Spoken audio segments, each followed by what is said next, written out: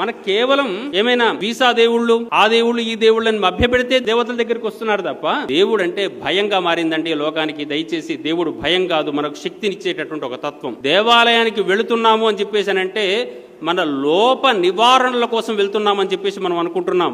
ఇది చాలా తప్పు విశేషం. అయ్యగారులది కూడా చాలా తప్పు ఉంది ఈ విషయంలో. అక్కడెక్కడనో ఏదో పోతే నీకు అది తీరిపోతుంది పో అని చెప్పేసి పంపిస్తున్నారు. అది కాదు, అక్కడికి వెళ్ళు, నీకు శక్తి వస్తుందని చెప్పేసి పంపించాలి. ఆ దేవాలయాల్లోకి వెళితే మనం ఎనర్జెటిక్గా మారుతాం, శక్తివంతులం అవుతాం.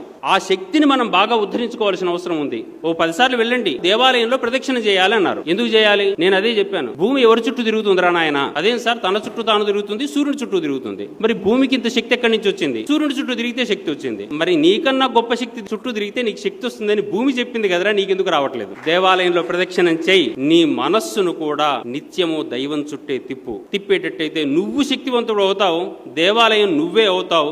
దేహో దేవాలయ ప్రోక్తో జీవో దేవ సనాతన త్యజేత్ అజ్ఞాన నిర్మాల్యం సోహం భావేన పూజయేతని నువ్వు దేవుడిగా మారిపోతావురా నాయన. అందుకని దేవాలయానికి వెళ్ళాలి. నీవు దేవాలయానికి వెళ్ళిన సందర్భంలో ఇట్టిట్ట తిరిగి చేతులు చెంపలు కొట్టుకొని ముద్దులు పెట్టుకొని తిరిగి రావడం కోసం కాదు. అక్కడికి పోయిన తర్వాత 1 గంట కూర్చోండి. ఎందుకు కూర్చోవాలంటే ఆ ఎనర్జీకి నాకు లింక్ ఏర్పడాలి. Connectivity is most important than all. అందుకని నీ అనుబంధాన్ని దేవునితో పెంచుకో. నీ అనుబంధాన్ని నీలో ఉండేటటువంటి ఉత్తమ శక్తితో పెంచుకోవడం కోసం దేవాలయాలు ఏర్పడాలి.